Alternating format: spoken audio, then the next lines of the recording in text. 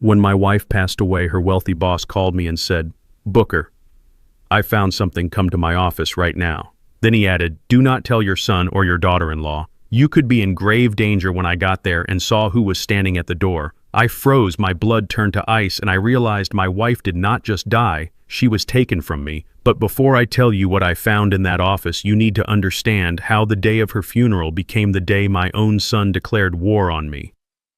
My name is Booker King, and I am 72 years old. I spent 40 years managing logistics in a warehouse, and before that I carried a rifle for this country. I know how to read a room, and I know when a storm is coming. But nothing prepared me for the storm that walked into St. Jude's Baptist Church that humid Tuesday morning.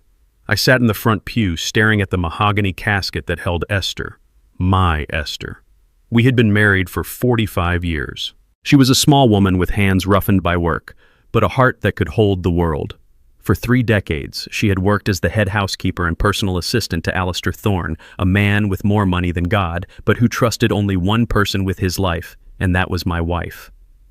The organ music was soft, a low hum that vibrated in my chest. The church was filling up with neighbors, people from the choir, and even some of Mr. Thorne's staff.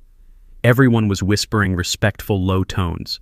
Everyone except the 2 people who should have been sitting right next to me. My son Terrence and his wife Tiffany were late, not 5 minutes late, 40 minutes late. The service had already begun when the heavy oak doors at the back of the sanctuary banged open.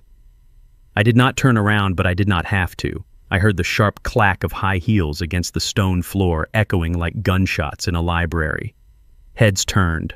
I could feel the collective intake of breath from the congregation. I kept my eyes fixed on the flowers atop Esther's casket. White lilies, her favorite. Then I smelled them before I saw them. A cloud of expensive cloying perfume that smelled like desperation and money mixed with the stale scent of cigarettes. Terrence slid into the pew beside me. He was wearing a bright cream-colored suit that looked like something a pimp would wear to a nightclub, not a son to his mother's funeral. He did not touch my shoulder. He did not squeeze my hand. He did not even look at the casket. He pulled out his phone.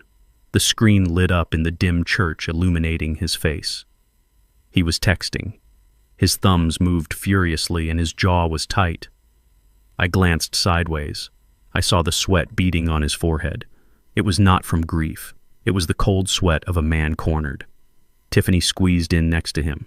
She was a white woman from a middle-class suburb who pretended she was born in a penthouse. She wore huge black sunglasses inside the church and a dress that was too short and too tight for the occasion. She fanned herself with a funeral program, looking around with open disdain. "This place is a sauna," she whispered loudly enough for the choir to hear. "Didn't they have money for AC?" "Shh," Terrence hissed, but he didn't put his phone away. I gripped the handle of my cane. It was a sturdy piece of hickory wood I had carved myself. My knuckles turned white. I wanted to tell them to leave. I wanted to tell them to show some respect for the woman who had paid for Terrence's college, who had paid for their wedding, who had bailed them out more times than I could count. But I said nothing. I was a man of discipline.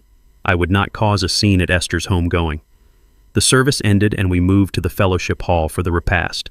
The church ladies had prepared the food Esther loved: fried chicken, collard greens, macaroni and cheese, and cornbread. The smell was comforting to everyone else, but it seemed to offend Tiffany. She stood near the wall, holding a paper plate with 2 fingers as if it were contaminated. I watched her from my seat in the corner. She leaned in close to Terrence, and I have hearing aids that I keep tuned very high. Most people think I am just an old deaf man, but I hear everything. "I can't believe we have to eat this grease," Tiffany hissed. My stomach is turning just looking at it. And look at these people. This whole thing is so cheap. Where did all her money go, Terrence? You said she had savings. She spent it on pills. Terrence muttered, his mouth full of food he had not bothered to bless. "Well, at least that expense is gone now," Tiffany said, and she let out a small, cruel laugh. "That is $500 a month back in our pockets." My heart stopped. Then it started beating again with a slow, heavy rhythm of pure rage. My wife was not even in the ground an hour, and they were celebrating the savings on her heart medication. I looked down at my hands. They were trembling, not from age, from the urge to wrap them around something. The room began to clear out. Neighbors came by to shake my hand to offer condolences. I nodded and thanked them, but my eyes never left my son. He was pacing by the exit, checking his watch every 30 seconds. Finally, when the last guest had left, Terrence walked over to me. He did not ask how I was doing. He did not ask if I needed a ride home. He stood over me, blocking the light. "Dad," he said, his voice flat. "Where is the key to Mom's safe?"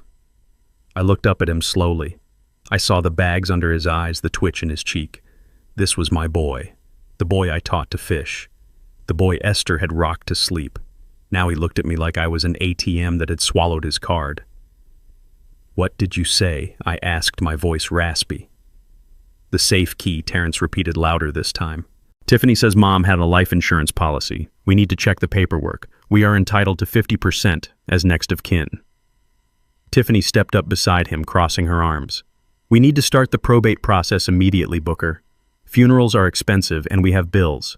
We know Esther hoarded cash in the house." I stood up.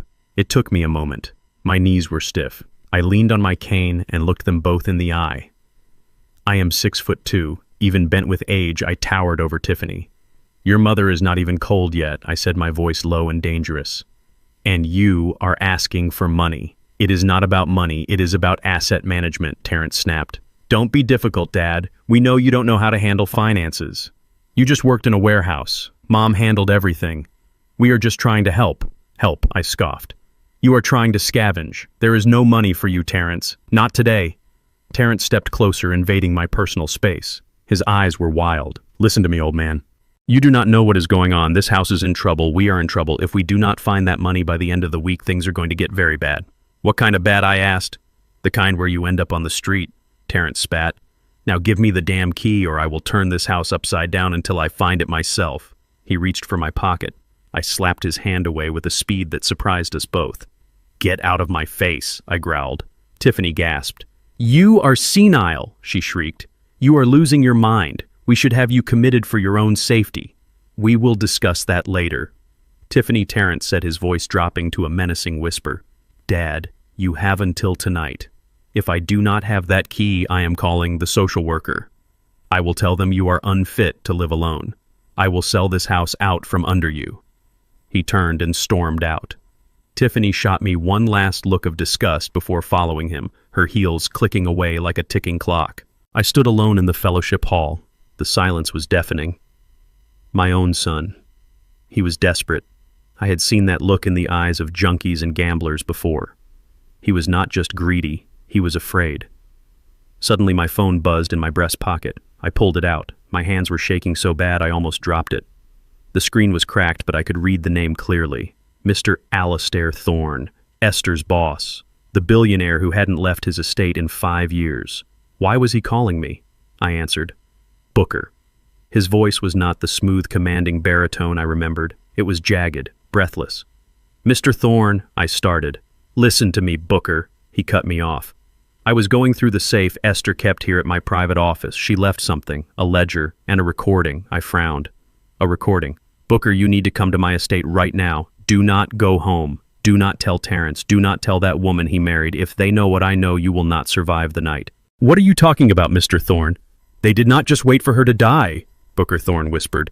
"They helped her along." The room spun. I grabbed the back of a chair to steady myself. "Come to the service entrance," Thorne said. "The gate is open. I have someone here you need to see." I hung up the phone. The grief that had been weighing me down evaporated. In its place was a cold, hard resolve. I walked out of the church and climbed into my rusted 1990 Ford pickup truck. It was old and ugly, but the engine was strong, and in the glove box wrapped in an oily rag was my old service pistol. I checked the chamber, loaded. I was not just a widower anymore. I was a soldier entering enemy territory. And my son was the target. If you want to know what I found in the billionaire's office that made me almost drop my cane hit that like button, and let me know in the comments where you are watching from, because this story is about to get a lot darker. I told Terrence I had to go see the pastor to settle the final bill for the service. It was a lie, but lies were the only currency my son understood anymore. I grabbed my keys from the hook by the door, but before I could turn the handle, a manicured hand slammed against the wood, blocking my path. It was Tiffany. She was still wearing that black dress that was too tight, and her eyes were hidden behind those ridiculous sunglasses, even though we were inside a dim hallway.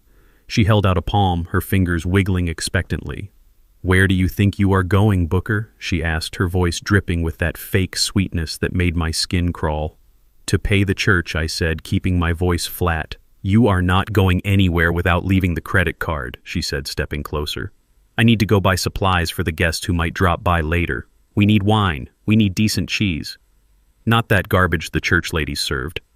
I looked at her. I really looked at her. I saw the way her eyes darted to my back pocket where my wallet was. She did not want cheese. She wanted to go to the mall. She wanted a new handbag to match her funeral attire. She wanted to swipe my card until the magnetic strip wore off, just like she had done to Esther for years. I reached into my pocket. Tiffany smiled a greedy little smirk that showed her teeth. I pulled out my wallet. Her hand twitched. I opened it and pulled out a single $20 bill. It was wrinkled and worn just like me.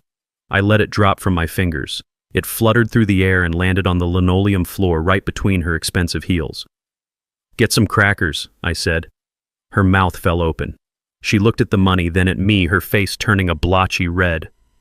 "Is this a joke?" she screeched. "Do you know who I am?" "I know exactly who you are," I said, stepping forward. She flinched. For a second the mask slipped and I saw the fear. She scrambled back, stepping aside to let me pass while her eyes stayed glued to the $20 on the floor. She would pick it up. I knew she would. She would pick it up the moment the door closed because greed has no pride. I walked out into the humid afternoon air and climbed into my 1990 Ford pickup. The door creaked a mournful sound as I pulled it shut. The cab smelled of old leather and pipe tobacco. It was my sanctuary. The engine roared to life with a cough and a sputter, but it settled into a steady rhythm. This truck was like me, ugly on the outside, but it never quit. I backed out of the driveway, leaving my son and his wife to fight over the scraps in my house. As I drove down the street, the houses began to blur. I was not just driving to the other side of town, I was driving back in time. I thought about Esther. For 30 years, she had left our house at dawn and returned after dark. She took the bus to the north side to the gated estates where the driveways were longer than our entire block. She scrubbed floors, she polished silver, she organized lives that were not her own. To the world, she was just a housekeeper, a servant, invisible. But Esther saw everything. She knew where the skeletons were buried because she was the one dusting the closets. I gripped the steering wheel tighter, my knuckles popping. My son Terrence thought I was just a tired old man who moved boxes in a warehouse. He forgot what I did before the warehouse. He forgot that Uncle Sam sent me to a jungle halfway across the world when I was just 18. You learn things in war. You learn that the quietest moments are the most dangerous. You learn to watch the grass for movement that shouldn't be there. You learn that when the enemy smiles, he is usually holding a knife behind his back. I had been watching Terrence and Tiffany for months. I noticed the new watch Terrence wore that cost more than my truck. I noticed the way Tiffany stopped leaving receipts on the counter. I noticed the way Esther had grown quiet in the weeks before she died, her eyes darting to the phone every time it rang.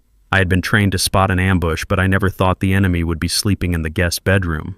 I merged onto the highway, the old Ford vibrating under my hands. I checked my mirrors constantly. Old habits die hard. No one was following me. Terrence was too busy trying to find the safe key to notice I was gone. I took the exit for Highland Park. The air changed here. It smelled of fresh cut grass and old money. The fences grew higher. The gates became more elaborate. I pulled up to the massive iron gates of the Thorne estate. A security camera buzzed and turned toward me. I rolled down the window. "Booker King," I said. The gate clicked and swung open silently. I drove up the winding paved driveway lined with oak trees that were older than the country itself. My rusted truck looked like a stain on a white sheet against the pristine landscaping. I parked next to a silver Rolls-Royce.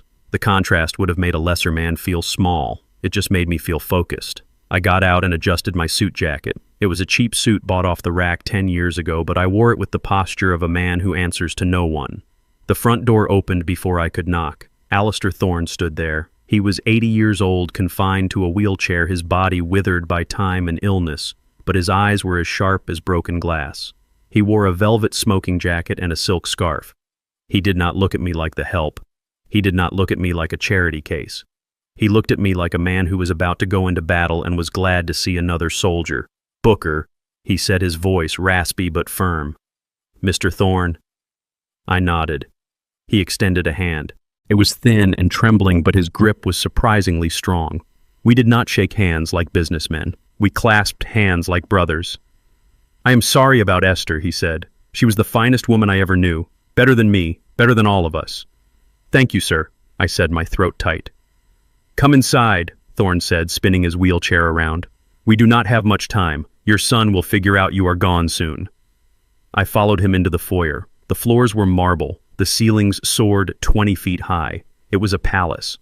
But it felt cold, empty. Esther had been the warmth in this house. Without her, it was just a museum. We went past the grand staircase, past the formal dining room where a long table sat empty, and down a hallway lined with portraits of dead ancestors who looked down at me with disapproval. I stared right back at them. I had buried more men than they had ever met. Thorne led me to his private study at the back of the house. It was a room I had never been in. The walls were lined with leather-bound books. The air smelled of cedar and brandy. The heavy velvet curtains were drawn, blocking out the afternoon sun, casting the room in shadow. But we were not alone. Standing by the fireplace was a man I did not recognize. He was tall, wearing a trench coat that looked like it had seen better days. He had a scar running down his cheek and eyes that looked like they had seen the bottom of a bottle and the bottom of humanity. Booker, this is Mr. Vance, Thorne said. He is a private investigator. Esther hired him 2 months ago.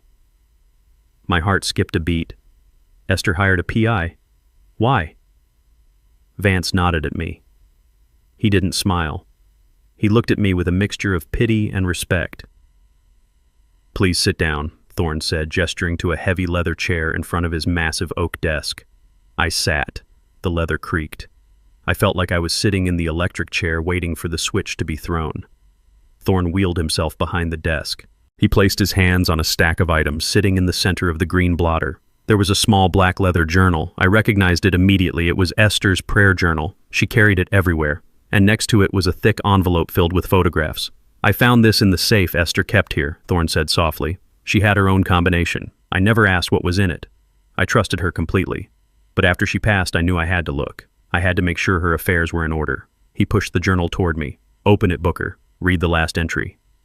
My hands shook as I reached for the book. The leather was warm as if she had just been holding it. I opened it to the bookmark. The handwriting was hers, neat and looping, but the ink was shaky as if she had been writing in a hurry or in fear. I read the words. Terrence asked for money again. I told him no. He looked at me with eyes I did not recognize. He looked at me like he hated me. I found the pills in his jacket pocket today. They look just like my heart medication. But they aren't. I am scared, Booker. I am scared of our son. I stopped reading. The room seemed to tilt. I couldn't breathe. Mr. Vance spoke up, then his voice gravelly. Look at the photos, Mr. King. I reached for the envelope. I poured the contents onto the desk. Dozens of photos spilled out. They were grainy, taken with a long-range lens, but the subjects were clear. There was Terrence. He was standing in an alleyway talking to a man with tattoos on his neck. He was handing over a thick wad of cash. There was another photo, Terrence and Tiffany sitting in a car. Tiffany was laughing, holding up a bottle of champagne. But the last photo made me freeze. It felt like a physical blow to the chest. It was taken through the kitchen window of my own house. It was taken 3 nights ago. The timestamp said 2 a.m. In the photo, Terrence was standing at the kitchen counter. He was holding 2 orange prescription bottles. One was Esther's heart medication. The other was unlabeled. He was pouring the pills from one bottle into the other. He was smiling. I stared at the image. My son, my flesh and blood, the boy I had carried on my shoulders, the boy I had taught to tie his shoes. He was switching the pills. He killed her, I whispered. The words felt like gravel in my mouth. He killed his own mother. Thorne leaned forward, his face grim. He did not just kill her, Booker. He executed her. And now he is coming for you. Why, I asked, looking up, my eyes burning but dry. Why would he do this? Thorne pointed to the journal again. Turn the page, Booker. Look at what she was hiding from you. Look at what she was hiding from everyone. I turned the page, and there, pasted into the book, was a bank statement. The balance was not a few $1,000s. It was not even $100,000. It was $3 million. My Esther, the housekeeper. The woman who clipped coupons and darned my socks. She was a millionaire. And Terrence knew. The realization hit me with the force of a freight train. He didn't kill her because he hated her. He killed her because he was greedy. He killed her for a payday. I stood up. The chair fell backward with a crash. I am going to kill him, I roared. I reached for my back waistband where the cold steel of my pistol pressed against my spine. I am going to go back there and I am going to put a bullet in his head. No, Thorne shouted. His voice cracked like a whip. I stopped, panting my hand on the gun. If you kill him now, you go to prison and he wins, Vance said, stepping forward, his hands raised. You will rot in a cell and Tiffany will spend that money on vacations and jewelry. Is that what Esther would want? I looked at the photo of my son. The monster. Then what do? I asked, my voice breaking. We trap him, Thorne said. His eyes were cold and hard. We make him confess. We make him destroy himself. But to do that, you have to go back there. Go back, I asked. To that house. With him. Yes, Thorne said. You have to go back. You have to play the grieving, confused old man. You have to make him think he has won. You have to make him think you are weak. Can you do that, Booker? Can you look the man who murdered your wife in the eye and pretend you do not know? I looked at the journal. I looked at the photos. I thought about Esther. I thought about the fear she must have felt in those final days. I took a deep breath. I straightened my jacket. I picked up my cane. I was a soldier once. I know how to follow orders. And I know how to wait for the kill shot. I will do it, I said. Thorne nodded. Good. Now listen carefully. Here is what we are going to do. And as he laid out the plan, I felt the old soldier inside me waking up. My son thought he was a predator. He thought I was prey. He was about to find out that he had walked into the den of a lion. Thorne pushed the small black leather journal across the mahogany desk toward me. It smelled of lavender, the scent Esther always wore. My hands trembled as I opened it. The handwriting was hers, neat loops I had known for 45 years, but the words were strangers to me. I started reading. March 12th. Mr. Thorne's portfolio is up 12% this quarter. My recommendations on the tech startups paid off. I stared at the page. Recommendations. My Esther. The woman who clipped coupons for canned corn was giving investment advice to a billionaire. I looked up at Thorne. He nodded. Esther was not just my housekeeper, Booker. She was my financial compass. She had a gift. She saw patterns in the market no one else saw. Over 30 years, I paid her a commission on every successful trade. I turned the page. A bank statement was pasted there. The balance made my breath hitch. $3 million. My wife was a millionaire. She had built a fortune in silence, scrubbing floors by day and studying markets by night. But as I flipped forward, the tone of the entries changed. The ink became jagged. January 4th. I found another withdrawal. $2,000. The signature looks like mine, but the loop on the E is wrong. It is Terrence. I know it is him. February 10th. $5,000 this time. I confronted him. He denied it. He screamed at me. He said I owed him. I looked at the total loss calculated at the bottom of the page. $50,000 in 2 years. My son had been bleeding his mother dry while driving a leased Mercedes and wearing Italian suits. The shame burned in my chest hotter than the grief. She never told me. She carried this burden alone to protect me from the truth about our boy. She died trying to save our savings from his greed. Vance, the private investigator, stepped forward, his trench coat rustling. He laid out a series of high-resolution photographs on the desk. They were taken with a night vision lens, grainy and green, but clear enough to stop my heart. Mr. King, look at the timestamp. 2:14 a.m. 3 days before your wife passed. The photo showed my kitchen. The checkered curtains Esther sewed herself were visible. And there was Terrence.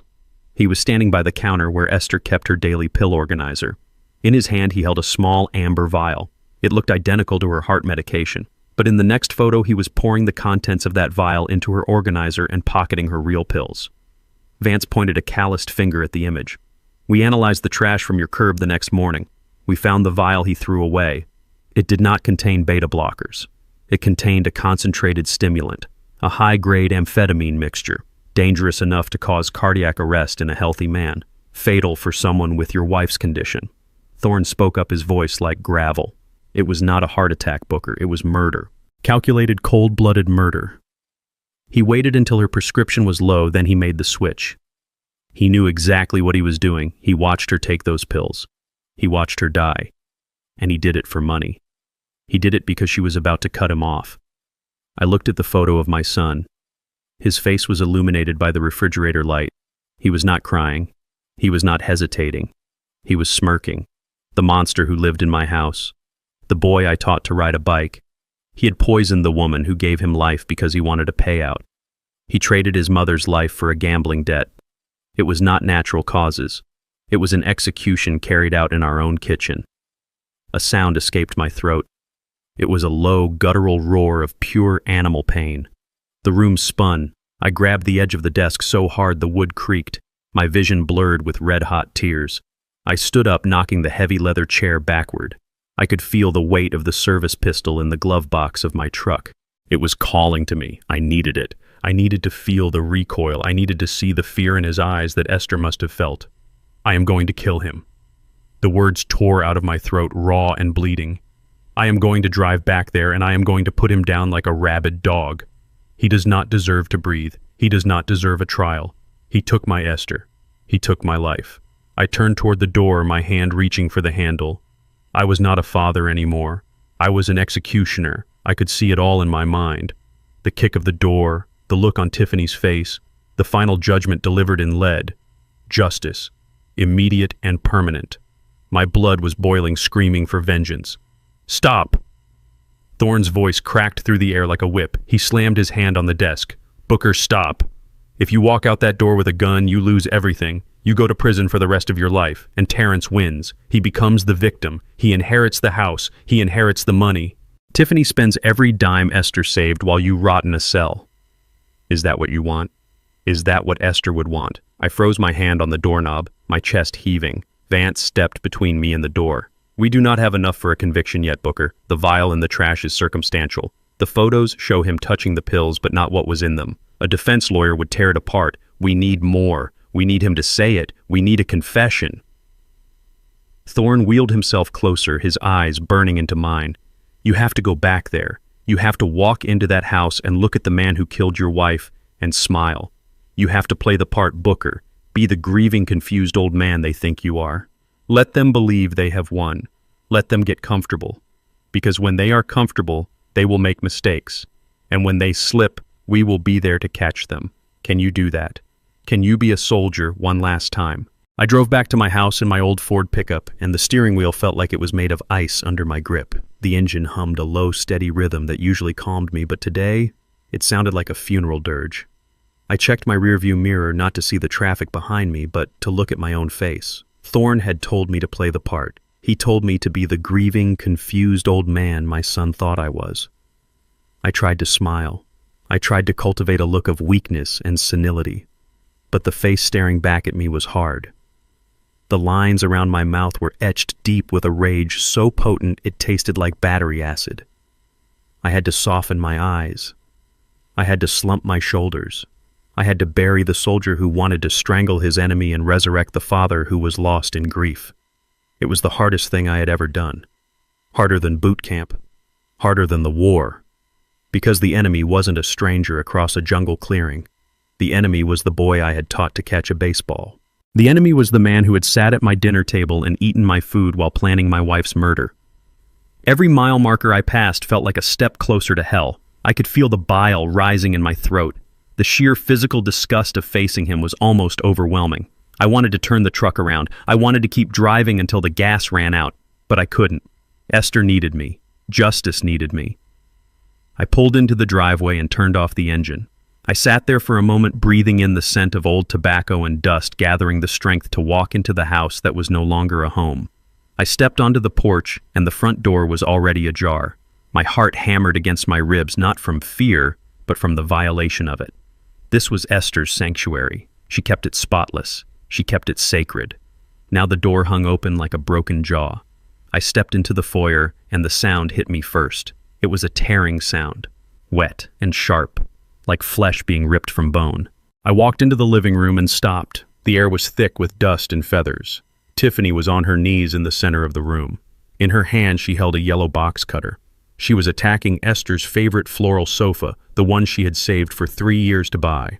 Tiffany was slashing the cushions open one by one, plunging her hands into the stuffing and ripping it out in great white handfuls. She looked like a wild animal. Her hair was wild, her dress was stained with dust, and she was muttering to herself, "Where is it? Where is the cash?" She did not even see me. She tossed a cushion aside and stabbed the back of the sofa, slicing the fabric with a violent hiss. The floor was littered with papers, books pulled from shelves, and shattered knickknacks. It looked like a tornado had touched down inside my living room. But then I heard another sound coming from down the hall. A high-pitched mechanical whine, a drill. My stomach dropped. The master bedroom. Our bedroom. I walked down the hallway, my cane tapping softly on the hardwood. The pictures on the walls were crooked. Our wedding photo was lying on the floor, the glass cracked over Esther's smiling face. I stepped over it, careful not to crush her image. The whining sound grew louder, grinding against my nerves. I pushed open the bedroom door. The room was unrecognizable. The dresser drawers were pulled out and dumped on the bed. Esther's clothes, her Sunday dresses, her nightgowns were trampled underfoot. And there in the corner was Terrence. He was sweating through his cream-colored suit. He was holding a heavy-duty power drill, pressing it with all his weight against the small wall safe Esther had hidden behind the painting of the Last Supper. The painting was thrown in the corner.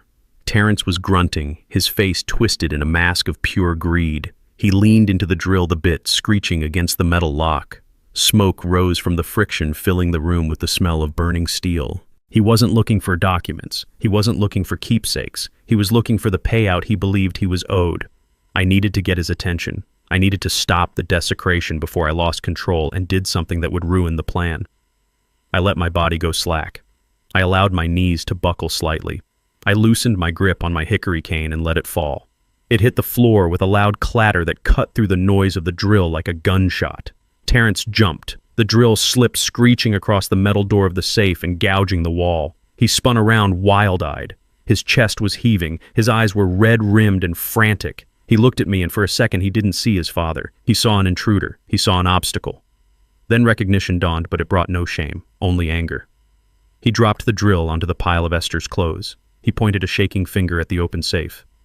"It is empty," he screamed, his voice cracked with hysteria. "Empty. There is nothing in here but dust. Where is it? Where is the money? Where are the bonds?"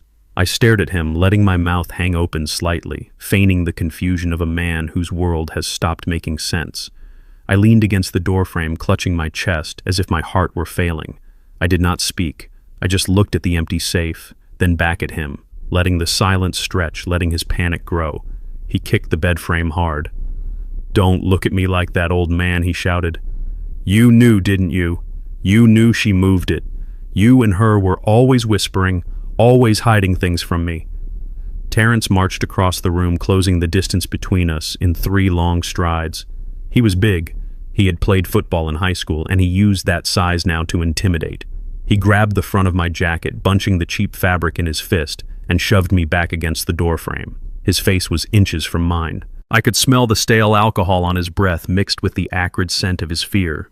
He reached down and picked up the power drill again. He revved it once, the sound sharp and menacing right next to my ear. He held the spinning bit inches from my face. The metal blurred a gray spiral of potential violence. "Tell me," he hissed, his spit landing on my cheek. "Tell me where the old hag hid the money, or I swear to God I will drill the answer out of your skull. Speak, old man. Where is the inheritance?" The drill bit spun inches from my nose, a blur of gray steel that smelled of ozone and violence. Terrence was breathing hard, his eyes wide with a madness that had consumed him whole. I felt the heat radiating from the motor against my cheek. My heart was already hammering against my ribs, a frantic rhythm of adrenaline and fear, but I knew I had to weaponize it. Thorne's words echoed in my mind, clear and commanding. "Buy time, Booker. Play the victim. Do not let him kill you before we have the proof." I looked into my son's eyes, and I saw no recognition there, only the cold stare of a stranger who wanted something I possessed. He shouted again, demanding the location of money that didn't exist in that safe. I knew if I stayed standing, he would use that drill. He was past the point of reason. I let my eyelids flutter. I allowed my jaw to go slack. I reached up with a trembling hand and clutched at the fabric of my shirt right over my heart. I forced the air out of my lungs in a ragged, wheezing gasp that sounded like a dying engine. My knees buckled for real this time as I let gravity take me. I slid down the doorframe, my back scraping against the wood until I hit the floor with a heavy thud. I curled into myself, groaning low in my throat, my hand clawing at the carpet. It wasn't entirely acting. The stress, the grief, the sheer physical threat had spiked my blood pressure to dangerous levels. I could feel the room spinning. Terrence stepped back, the drill still whirring in his hand, his expression shifting from aggression to sudden panic. He wasn't worried about losing his father. He was worried about losing the combination to the safe. He backed away, the tool winding down with a mechanical whine, leaving a ringing silence in the room broken only by my staged, desperate gasps for air. Tiffany appeared in the doorway, her hair wild and her black funeral dress covered in white feathers from the decimated sofa. She took one look at me writhing on the floor and dropped the box cutter she had been using to eviscerate my furniture. Her face went pale, not with concern but with calculation. "Do not let him die," she screeched, rushing forward and grabbing Terrence's arm with a grip that looked painful. "If he dies now, we lose everything, Terrence. He is the only one who knows where the assets are. If he croaks, that money disappears into the system. Think, you idiot." Terrence looked down at me, then at the drill in his hand. He cursed loudly and tossed the tool onto the bed where it landed on Esther's Sunday hat. He knelt beside me, grabbing my collar with both hands and shaking me violently. His head snapped back and forth. "Wake up, old man," he shouted, his spit flying onto my face. "You do not get to die yet, not until you tell me where the money is." He raised his hand and slapped me hard across the face. The sting was sharp and hot, but I kept my eyes half closed, focusing on my breathing, making it shallow and irregular. I let my head loll to the side. I needed to give them a number big enough to blind them, a number big enough to make them keep me alive. I licked my dry lips and whispered, "The trust." Terrence froze. He leaned in closer, his ear almost touching my mouth. "What trust? Say it again." I wheezed, forcing the words out between gasps. "The trust fund. Esther set it up. $2 million. The lawyer. He comes next week." I let my head fall back against the floorboards as if the effort of speaking had drained the last of my life force. I watched through slit eyes as Terrence looked up at Tiffany. A slow, greedy smile spread across his face, erasing the panic. $2 million, he whispered, testing the weight of the words. The number hung in the air like a spell. $2 million. It was enough to fix his gambling debts, enough to buy Tiffany her silence, enough to fuel their delusions for a lifetime. I saw the transformation in my son. The murderer vanished, replaced by the opportunist. He did not see a dying father anymore. He saw a winning lottery ticket that needed to be kept safe until cashing day. He grabbed me under the arms and hauled me up. He was not gentle. He dragged me toward the bed, kicking Esther's clothes out of the way. He threw me onto the mattress, my body bouncing on the springs. He stood over me, panting, his eyes gleaming with a feverish light. "We have to keep him alive," Tiffany said, pacing the room. "Just until next week. Just until the lawyer comes and we can get him to sign it over. We need to make sure he doesn't talk to anyone else." Terrence nodded. He reached into my jacket pocket. I tensed, but I did not resist. He pulled out my smartphone. It was a new model Esther had bought me for my birthday so I could see pictures of the grandkids. He looked at it, then looked at me. "You won't be needing this," he said. "You need rest, Dad. Lots of rest." He slipped the phone into his own pocket, cutting off my lifeline to the outside world. He walked backward out of the room, his eyes never leaving mine. He looked like a zookeeper locking a dangerous animal in its cage. Tiffany followed him, casting one last suspicious glance at me before disappearing into the hallway. The door slammed shut. The heavy thud vibrated through the floorboards. Then came the sound that sealed my fate. The metallic slide of the deadbolt. The sharp click of the lock engaging. I was a prisoner in the house I had paid for with 40 years of sweat. I lay still on the bed, listening to their footsteps retreating down the hall, listening to them whispering about millions that didn't exist, planning a future they would never see. I stared at the ceiling and waited for the silence to settle before I dared to move. They thought they had taken my phone. They thought they had cut me off. They didn't know about the loose floorboard under the bed or what was hidden beneath it. 2 days passed in that stifling room, and the air grew heavy with the scent of my own sweat and the lingering perfume of Esther that still clung to the curtains. The sun crawled across the floorboards, marking time like a prisoner scratching tally marks on a wall. I sat in the armchair facing the window, watching the world go on without me. The neighbor walked his dog, and the mailman delivered bills. None of them knew that inside the yellow house on Elm Street, an old man was rotting in captivity. Twice a day, the lock would click and the door would open just a crack. Tiffany would slide a plastic plate across the floor with her foot like she was feeding a stray mongrel. The first meal was a sandwich made with bread that was blooming with green mold on the crust. The cheese was hard and sweating oil. The water was lukewarm tap water in a dirty glass. "Eat up, old man," she would sneer through the crack. We are cutting costs until the trust fund clears. I looked at the food and my stomach churned. Every instinct screamed to throw it back at her to starve rather than accept her insults. But I was a soldier. Soldiers do not starve out of pride. Soldiers eat whatever they can find to keep the machine running. I picked off the mold with shaking fingers. I ate the dry bread. I drank the water. I needed my strength. I did push-ups against the wall when they were asleep. I paced the room to keep the blood flowing in my legs. I was not just surviving, I was preparing. I was sharpening my mind and my body for the moment the door would open wide. Night fell like a heavy blanket suffocating the house. The structure settled into silence, but it was a restless quiet, filled with the creaks and groans of old wood.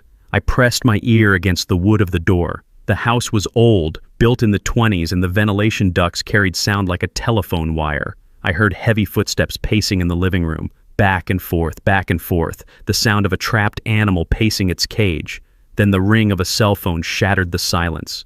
Terrence answered on the first ring. His voice was low, but the desperation made it carry through the thin walls. I strained to listen, deciphering the words through the wood. "Please listen to me, Marco," I heard him plead. "I have the money coming. It is a trust fund. My mother left it. No, do not send anyone to the house. I swear on my life I will have it." There was a pause. A long, terrifying silence where I could almost hear the voice on the other end delivering a death sentence. Then Terrence spoke again, his voice cracking with tears. $500,000 is a lot of cash to move in 2 days. I need more time. Just give me a week. Please, Marco, I lost it on the spread, but I can make it back. Do not touch my legs. I heard a sob, a grown man crying to a gangster. I understood then. It was not just greed, it was survival. My son had gambled away $500,000 betting on football games he didn't understand. He was deep in the hole with the kind of men who didn't send late notices. They sent men with baseball bats and pliers. The deadline was 3 days. If he didn't pay, he was a dead man walking. And I was his collateral. He needed that $2 million, not to buy a yacht, but to buy his life. He was going to squeeze me until I signed, or until I died because he had a gun to his head. I slid down the door until I hit the floor. My son was not just a murderer, he was a desperate fool, and desperate fools are the most dangerous creatures on earth. I waited until I heard Terrence pass out on the couch, the clinking of a bottle against a glass telling me he was drinking away his terror. I crawled toward the bed. Esther had been a brilliant woman. She anticipated storms before the first cloud appeared. Years ago, when Terrence first started stealing small amounts, she hired a carpenter to install a false bottom in the floorboard under her side of the bed. She told me it was for jewelry. I knew it was for emergencies. I pushed the heavy mattress aside with a grunt.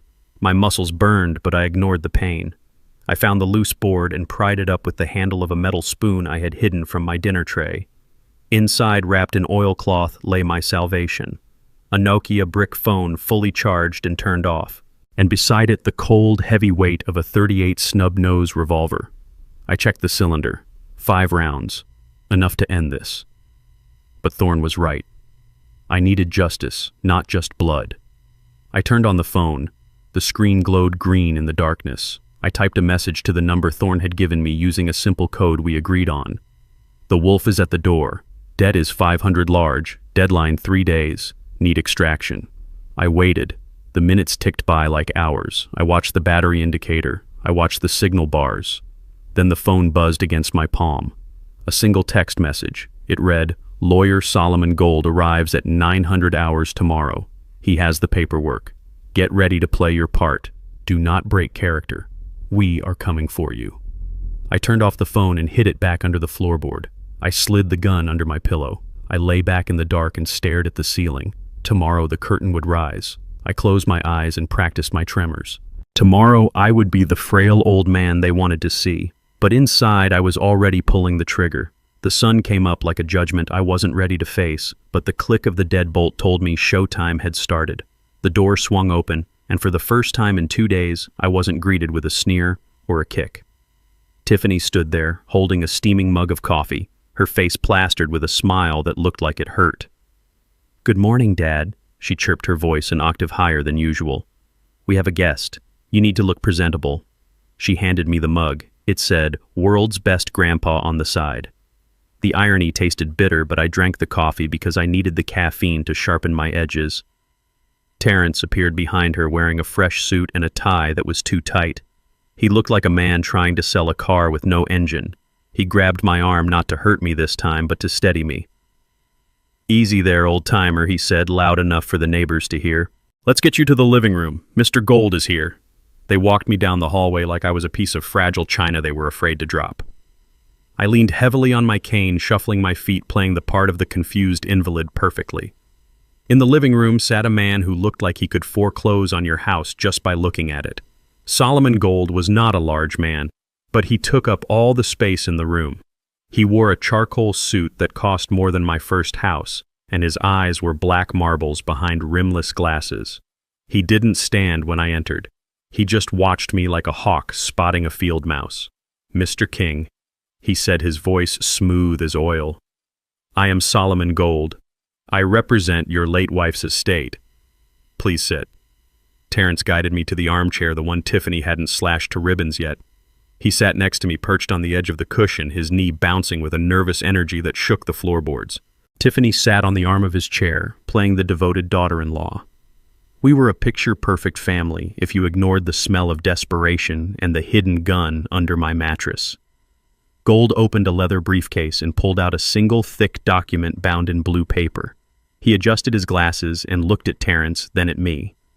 "Mrs. King was a very prudent woman," he began. "She set up a living trust 3 years ago. The assets within that trust, including the investment portfolio and the offshore accounts, total approximately $3 million. Terrence made a noise in his throat like a dying engine. His eyes bulged. $3 million. He looked at Tiffany, and I saw the greed wash over them, erasing the fear for a split second. Gold continued, ignoring my son's reaction. "According to the terms of the trust, upon her death, the entirety of the estate transfers to her husband, Booker King." Terrence nodded eagerly, reaching out to pat my shoulder. "That is right," he said, his palm sweating against my jacket. "Dad is the beneficiary. We are just here to help him manage it." Gold raised a hand, stopping him. "There is a condition, Mr. King." Esther was very specific. She included a competency clause. Because of the significant value of the assets, the beneficiary must be certified as being of sound mind and body by a medical professional before he can access a single cent or sign any checks. Terrence froze. His hand stopped patting my shoulder. Gold leaned forward, his voice dropping an octave. "If the beneficiary is found to be incompetent, senile, or unable to make rational decisions, the trust automatically locks. The assets are frozen and placed into a high-yield holding account for a period of 10 years to ensure their protection. During that time, no one, not even family members or legal guardians, can access the principal amount." 10 years. The words hung in the air like smoke. I watched the blood drain from Terrence's face. He didn't have 10 years. He didn't have 10 days. He had Marco and the guys with baseball bats waiting for him. He needed that money today. The trap Thorne and I had built was simple. We knew they wanted to declare me incompetent to steal the money, so we made competence the key to the vault. Tiffany apparently didn't understand the gravity of the timeline. She was still sticking to the original script, the one where they threw me in a home and went shopping. She let out a dramatic sigh and shook her head sadly. "Oh, Mr. Gold, that is such a shame," she said, her voice dripping with fake sympathy. "We have been so worried about Booker lately. He has been forgetting things. He leaves the stove on. He talks to people who aren't there. Just yesterday, he didn't even know where he was. I don't think he can pass a competency test. It might be best for everyone if we just accept that the trust needs to be frozen, or maybe you can transfer guardianship to Terrence." She looked at Gold, expecting him to nod sympathetically. Instead, Gold started to close the folder. "I see," he said, reaching for the clasp. "If that is the case, I will have to file the paperwork to lock the assets immediately. It is for his own protection, of course. We can revisit the status of the trust in a decade." The lock clicked shut. The sound was like a gunshot to Terrence. He jumped up from his chair, knocking Tiffany sideways. "No!" he shouted, his voice cracking with panic. "Shut up, Tiffany! You do not know what you are talking about!" He turned to Gold, his hands waving frantically. "She is exaggerating. Dad is fine. He is just grieving.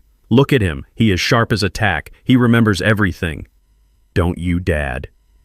He grabbed my shoulder again, digging his fingers in hard enough to bruise. "Tell him, Dad. Tell him you are fine. Tell him you are not crazy." I looked at my son. I saw the sweat running down his temple. I saw the terror in his eyes. He was begging me to be sane so he could rob me. It was pathetic. I looked at Gold and blinked slowly. "I feel fine," I said, my voice shaky but clear. "I just miss my Esther." Gold looked at me, then at Terrence, then back at the file. He tapped his fingers on the leather case, considering. "Very well," he said. "If you insist he is competent, we can proceed. But I need proof. I cannot release $3 million on your word alone." He pulled a card from his pocket. "I have scheduled a comprehensive medical evaluation for tomorrow morning at 9. It is with an independent physician. If Mr. King passes, he gets the checkbook. If he fails, the vault locks for 10 years. Do we have an understanding?" Terrence let out a breath that sounded like a sob. "Yes," he said, wiping his forehead with his sleeve. "Yes, we understand. Dad will be there. He will pass. I promise." Gold stood up and buttoned his jacket. "Good day, gentlemen." He walked out the door, leaving a silence behind him that was heavy with threat. Terrence turned to me. The panic was gone, replaced by a cold, dark resolve. He smiled, and it was the smile of a wolf looking at a lamb. "You are going to be the healthiest man in the world tomorrow, Dad," he whispered. "I am going to make sure of it." Night fell over the house like a shroud, and the air inside grew thick with the smell of roasting meat and impending violence. For the first time in the 10 years she had lived under my roof, Tiffany was cooking. She was not heating up takeout. She was not throwing frozen nuggets into the microwave. She was actually cooking. The aroma of pot roast and potatoes filled the kitchen, masking the scent of bleach she had used to scrub the floor earlier. It was a performance, a domestic scene staged for an audience of one. Me. Terrence sat at the kitchen table, drumming his fingers on the wood. His leg bounced up and down, a nervous tic he had developed since the phone call with Marco. He watched me like a hawk watches a dying rabbit. I sat in my usual spot, my hands folded over the head of my cane, trying to look frail, trying to look like I wasn't calculating the distance to the back door. Tiffany hummed as she moved around the stove. It was a cheerful tune that sounded grotesque in the silence of the house. She was wearing an apron over her designer clothes, playing the role of the dutiful daughter-in-law. "Dinner is almost ready, Dad," she chirped, turning to flash me a smile that showed too many teeth. "We made your favorite. Pot roast with extra gravy. We need you strong for tomorrow. You have to pass that test with flying colors so we can get this trust sorted out and take care of you properly." I nodded slowly, keeping my eyes dull. "Thank you, Tiffany," I mumbled. "That is very kind of you. It is the least we can do," she said, turning back to the counter. "We just want you to be happy. We want you to be comfortable." I watched her back. I watched the way her shoulders tensed. I knew that posture. It was the posture of a soldier planting a mine. I shifted in my chair, angling my body toward the dark window that looked out onto the backyard. Outside it was pitch black. The glass had turned into a mirror, reflecting the kitchen behind me with perfect clarity. I did not look at Tiffany directly. I looked at her ghost in the glass. She thought I was staring at my own reflection, lost in the dementia she claimed I had. But I was watching her hands. She reached into the pocket of her apron. She pulled out a small white paper packet. It looked like the kind of envelope a street corner dealer hands you through a car window. She glanced over her shoulder at me. I let my jaw hang slack and stared blankly at the window. She turned back to the stove, satisfied that I was gone mentally. In the reflection, I saw her tear the packet open. She tipped it over the bowl of soup she had set aside for me. A fine white powder cascaded into the dark broth, dissolving instantly. She stirred it vigorously, the spoon clinking against the ceramic. 1 stir, 2 stirs, 3, mixing the death into the dinner. She wasn't just seasoning my food, she was spiking it. I remembered the conversation I had overheard. We switch her medications, we tell her she did things she didn't do. But this was different. They needed me lucid for the doctor tomorrow, didn't they? Or maybe they didn't. Maybe the plan had changed. Maybe they realized I was too much of a risk. Maybe they planned to drag a drugged, drooling version of me to a crooked doctor who would sign anything for cash. Or maybe they just wanted to make sure I slept through the night so I couldn't escape. Whatever was in that bowl, I knew one thing for certain. It was not a vitamin. She picked up the bowl and turned around, her face composed into a mask of maternal care. "Here we go, Dad," she said, setting the steaming bowl in front of me. "Eat up while it is hot. The gravy will do you good." I looked down at the brown liquid. It smelled savory, salty, and lethal. I looked at Terrence. He was watching me intently, his eyes locked on the spoon in my hand. "Eat, Dad," he urged, his voice tight. "You need the nutrition." I lifted the spoon. My hand trembled. I let the tremor grow worse, shaking the utensil until it rattled against the bowl. I lifted a spoonful toward my mouth. Terrence leaned forward, holding his breath. Tiffany wiped her hands on her apron, waiting. I brought the spoon to my lips, then let a violent spasm take over my arm. I jerked my hand sideways. The spoon hit the edge of the bowl hard. "Oops," I whispered. I swept my arm across the table in a clumsy arc, knocking the bowl completely over. It flew off the edge of the table and shattered on the linoleum floor. The soup splashed everywhere, coating the cabinets, the chair legs, and my shoes in a hot, sticky mess. "Oh no," I cried, my voice cracking. "I am so clumsy. I am so sorry." Tiffany shrieked, jumping back to avoid the splash. "You stupid old man," she yelled, forgetting her role for a second. "Look what you did." Terrence stood up, his face red. "It is okay," he said through gritted teeth, forcing himself to stay calm. "It was an accident. Tiffany, clean it up. We will get him another bowl." But before Tiffany could move, a low growling sound came from under the table. It was Precious Tiffany's prize-winning English bulldog. The dog waddled out from the living room, attracted by the smell of the meat. "Precious, no," Tiffany shouted, reaching for the dog's collar. But the dog was fast for a creature that weighed 50 pounds. She lunged for the puddle of gravy, lapping it up with greedy, enthusiastic noises. She licked the floor tiles clean, ingesting the soup, the powder, the secret ingredient, all in a matter of seconds. "Get away from there!" Tiffany screamed, kicking at the dog. It was too late. The bowl was licked clean. I watched the dog. Terrence watched the dog. Tiffany stood frozen, a roll of paper towels in her hand, her eyes wide with horror. For a moment, nothing happened. Precious looked up, licking her chops, wagging her stub of a tail, waiting for more. Then she sneezed. It started as a sneeze, then a cough, then a high-pitched wheeze. The dog's legs stiffened. She fell onto her side, kicking the air as if she were running in a dream. Foam white and pink bubbled from her jowls. Her eyes rolled back into her head, showing the whites. Tiffany dropped to her knees, screaming the dog's name. She tried to hold the animal, but Precious was thrashing violently, her claws scratching the linoleum. 1 minute passed. The thrashing slowed. 2 minutes. The wheezing turned into a gurgle. 3 minutes. The dog went rigid one last time, arching her back, and then she went limp. The silence that followed was heavy and absolute. Precious lay dead on the kitchen floor, her tongue lolling out amidst the shards of the broken bowl. I looked at the dead animal. Then I looked up at my son. "What happened to the dog, Terrence?" I asked, my voice trembling with a fear that I didn't have to fake. "Why did she die?" Terrence stared at the dog, his face draining of color until he looked like a corpse himself. He looked at the empty packet peeking out of Tiffany's apron pocket, then back at the dead animal. He swallowed hard. "She had a cold," he whispered, his voice barely audible. "She was sick."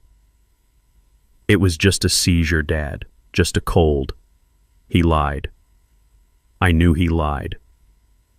And looking into his terrified eyes, I knew he knew that I knew. That soup wasn't meant to help me sleep. It wasn't meant to make me compliant. It was meant to stop my heart. The sun rose gray and sickly over the city, matching the feeling in the pit of my stomach. I had survived the night by pushing a heavy dresser in front of my bedroom door and sleeping with one eye open, my hand under the pillow gripping the cold steel of my revolver. But morning brought a new danger. Terrence banged on my door at 7 sharp. His voice was tight with a forced cheerfulness that sounded like a violin string about to snap. "Get dressed, Dad," he shouted through the wood. "We have that appointment." I moved the dresser slowly, making enough noise to sound like an old man struggling. I opened the door and saw him. He looked worse than I did. His eyes were bloodshot and he smelled of mints, trying to cover the scent of last night's whiskey. He ushered me out to his car, a leased luxury sedan that was 2 months behind on payments. I sat in the passenger seat, clutching my cane, watching the familiar streets of my neighborhood fade away. I expected us to turn toward the city center, toward the hospital district where the real doctors practiced. But Terrence turned left, toward the industrial park, toward the part of town where the streetlights were broken and the storefronts were boarded up with plywood. "Where are we going, son?" I asked, my voice trembling just the right amount. "The hospital is the other way."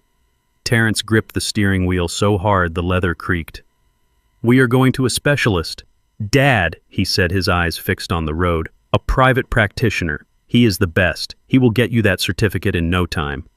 I looked out the window at the graffiti-stained walls and the piles of trash on the curb. A specialist.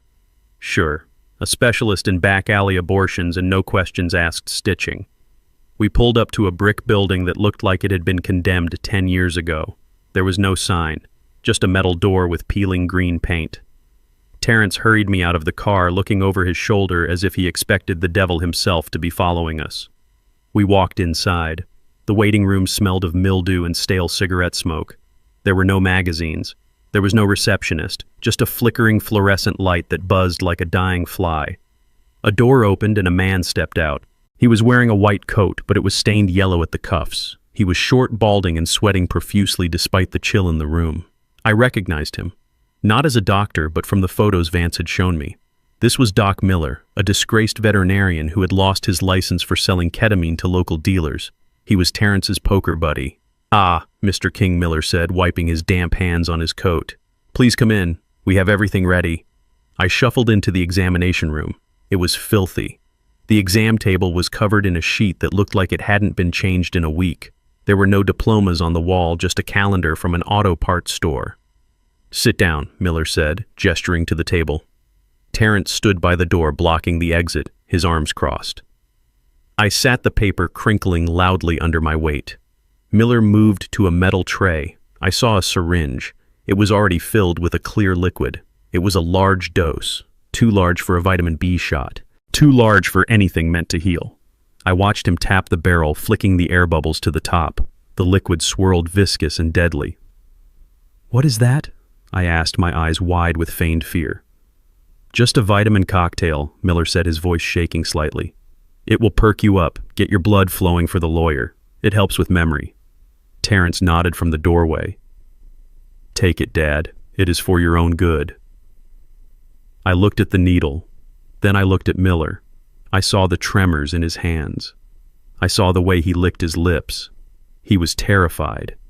He wasn't a killer. He was a desperate man doing a favor for a desperate friend. But a needle in the arm is just as deadly as a bullet in the brain. That liquid wasn't vitamins. It was likely a cocktail of adrenaline and digitalis, enough to simulate a heart attack in an old man with high blood pressure. It was the backup plan. Since the dog ate the soup, they decided to inject the poison directly. Miller approached me, the needle raised. "Roll up your sleeve, Mr. King," he said. I looked at Terrence. He was watching with a hunger that made my skin crawl. He wanted this over. He wanted his inheritance. I slowly began to unbutton my cuff. My movements were agonizingly slow. Miller shifted his weight impatiently. Come on," he muttered. I pulled my sleeve up, exposing the thin skin of my inner arm. Miller leaned in. He smelled of fear and antiseptic. He grabbed my arm to steady it. I let him find the vein. I let the tip of the needle hover millimeters from my skin. Then I moved, not with violence, but with intimacy. I leaned forward until my face was inches from his ear. I gripped his wrist with my free hand. My grip was not the grip of a frail old man. It was the grip of a man who had moved crates for 40 years. Miller froze. His eyes widened, meeting mine. "Doc." I whispered, my voice low and steady, completely devoid of the senile tremor I had been faking. "Before you push that plunger, you should know something. I sent a GPS pin to my fishing buddy about 20 minutes ago. He gets worried when I go to bad neighborhoods." Miller frowned, confused. "Your fishing buddy?" he asked. "Yes," I said, tightening my grip on his wrist until I felt his bones grind. "His name is Sheriff Patterson. He is on his way here right now to have a cup of coffee with us. And he is bringing the drug dogs." The color drained from Miller's face so fast I thought he might faint. The needle slipped from his fingers and clattered onto the metal tray. He jerked his arm back, breaking my hold, and stumbled away from me, crashing into a cabinet of glass jars. "Sheriff," he squeaked. "You called the sheriff." He turned to Terrence, his eyes bulging. "You said he was senile. You said he did not know what day it was. He knows the sheriff, Terrence. You brought a man who is friends with the cops to my clinic. Are you trying to get me killed?" Terrence looked from me to Miller, his mouth opening and closing like a fish. "He is lying," he shouted. He doesn't know how to use a smartphone." I took it from him. I smiled. A cold, hard smile. I have more than one phone, son. Miller grabbed Terrence by the lapels of his jacket and shoved him toward the door. Get out, he screamed. Get him out of here right now. I am not going to jail for you. Take your dad and your debts and get out before the cops show up. He opened the back door of the clinic and practically threw us out into the alleyway. Get out, he yelled again, slamming the heavy metal door and locking it with a resounding thunk. We were left standing in the garbage-strewn alley, the sound of distant sirens playing tricks on Terrence's mind. He looked at me, and for the first time he saw something other than a victim. He saw a threat, but he was too deep in his own delusion to see the whole picture. He grabbed my arm, his fingers digging into my bicep with bruising force. He dragged me toward the car, his breathing ragged and heavy. He threw me into the passenger seat and slammed the door so hard the car shook. He stomped around to the driver's side and got in, hitting the steering wheel with his fists. 1 time, 2 times, 3 times. He screamed a wordless sound of pure frustration. Then he turned to me. His face was twisted, his eyes burning with a hate that had no bottom. Fine, he hissed, starting the engine and peeling out of the alley. You want to play games, old man. You want to be difficult. We tried to do this the easy way. We tried to be nice, but you leave me no choice. Tonight you sign those papers. I do not care if I have to break every finger on your hand to make you hold the pen. We are doing this the hard way. We drove back to my house in a silence that felt heavier than the humid air outside. Terrence drove with his knuckles white on the steering wheel, his eyes darting to the rearview mirror every few seconds as if he expected the sheriff to materialize out of the asphalt. I sat in the passenger seat watching the familiar neighborhood roll by. The oak trees I had planted 30 years ago. The mailboxes I knew by name. We turned the corner onto my street and my stomach dropped. There, in the middle of my front lawn, driven right into the heart of Esther's prize-winning hydrangea bushes, was a sign. It was bright red and aggressive. For sale by owner, cash only. My heart hammered against my ribs. I looked at the driveway. There was a sensible silver station wagon parked there. Standing on the porch was a young white couple holding hands, looking up at the eaves of my home. They looked hopeful. They looked innocent. And standing in front of them, blocking the door to my sanctuary, was a real estate agent I did not recognize. No, wait. It wasn't an agent. It was Tiffany. She was wearing a floral dress and holding a clipboard pointing at the roof and smiling that shark smile. Terrence didn't even slow down until we were right on top of them. He swerved onto the grass, leaving deep black tire tracks in the green lawn Esther had tended so carefully. The disrespect took my breath away. They weren't just killing me, they were erasing me. They were selling the walls that held my memories before my body was even cold. I stepped out of the car, and the humidity hit me, but it was Tiffany's voice that made me sweat. She was speaking loud and fast, her voice pitching up in that fake sweetness she used when she wanted something. Oh yes, she was saying. It has great bones. A real fixer-upper but full of charm. We are letting it go for a steal because we need a quick closing.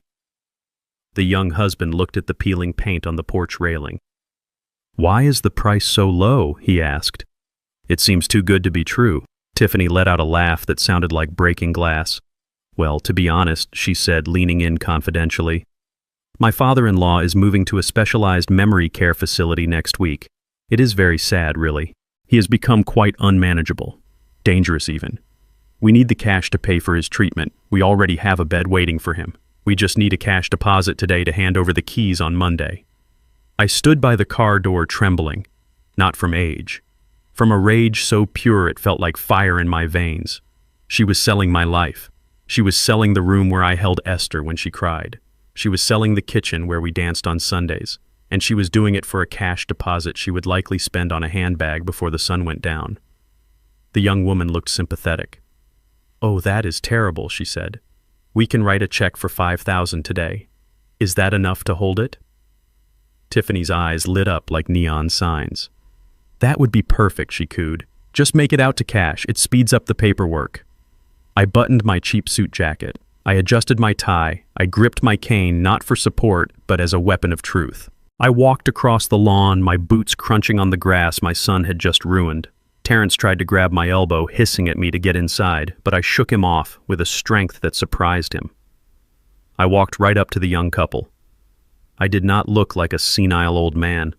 I looked like a man who had run a warehouse floor for 40 years. I looked them dead in the eye. "Do not write that check, son," I said, my voice booming across the yard. The husband froze his pen, hovering over the checkbook. He looked at me, then at Tiffany. "Why not?" he asked. "Because this house is not for sale," I said, my voice steady and hard. "And even if it was, you would not want it. The foundation is eaten through with termites. The whole thing is held up by prayer and cheap paint, and you should know about the kitchen. My son just killed the family dog in there yesterday because it had rabies. The blood is still under the fridge." I pointed at Terrence with my cane. He is not grieving. He is cleaning up a crime scene. The color drained from the young woman's face. She looked at the house as if it were haunted. She grabbed her husband's arm. "We are leaving," she whispered. The husband didn't argue. He shoved the checkbook into his pocket and they ran for their station wagon. They peeled out of the driveway faster than Terrence had pulled in. Tiffany screamed. It was a primal sound of pure fury. She flew off the porch, her carefully constructed mask shattering. "You ruined it!" she shrieked. Her fingers curled into claws. "You ruin everything, you useless old leech!" She lunged at me, scratching at my face, drawing blood on my cheek. Terrence stepped in and slapped her hard. The sound echoed like a gunshot. "Shut up!" he yelled. "Get inside before the neighbors call the cops." He grabbed the front of my shirt and pulled me close, his breath hot and reeking of fear. "You pushed me too far, old man," he hissed. "The games are over. Tonight you sign those papers or you are going to meet Mom a lot sooner than you planned." The sun went down, but the heat stayed trapped inside the house like a fever. The air was thick, heavy with the smell of cheap whiskey and fear. Terrence didn't bother locking me in the bedroom anymore. He sat in the middle of the living room in my favorite armchair, the one Tiffany hadn't destroyed yet. On his lap lay a 12-gauge shotgun. It was old, rusted at the barrel, something he'd picked up at a pawn shop years ago for hunting trips he never took. He was cleaning it, running an oily rag over the stock with slow, deliberate strokes.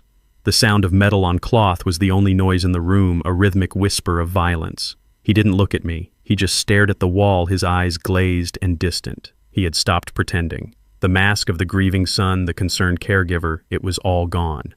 What was left was a man pushed into a corner, a man who saw no way out but through me. I sat on the edge of my bed in the darkened room down the hall. The door was open a crack, just enough to see the sliver of light from the hallway. I could hear Tiffany moving around in the dining room. The sound of packing tape being ripped from the roll was sharp and loud in the quiet house. Rip, smooth, rip, smooth. She was packing. Not clothes, not memories. She was packing the silver. She was taking down the oil paintings Esther had collected over 30 years. She was wrapping the flat-screen TV in bubble wrap. I heard her muttering to herself a low stream of curses and calculations. She wasn't planning on sticking around to care for a senile father-in-law. She was liquidating. She was getting ready to run the moment the money hit the account. She would leave Terrence to deal with the mess, to deal with the body. I knew her type. She was a survivor, a parasite who would detach and find a new host the moment the current one dried up. She didn't care about Terrence. She didn't care about the debt. She just wanted her cut before the ship went down. The phone rang. It wasn't the house phone. It was Terrence's cell sitting on the coffee table next to a half-empty bottle of bourbon. The ringtone was loud, jarring in the tense silence. Terrence didn't answer it right away. He let it ring.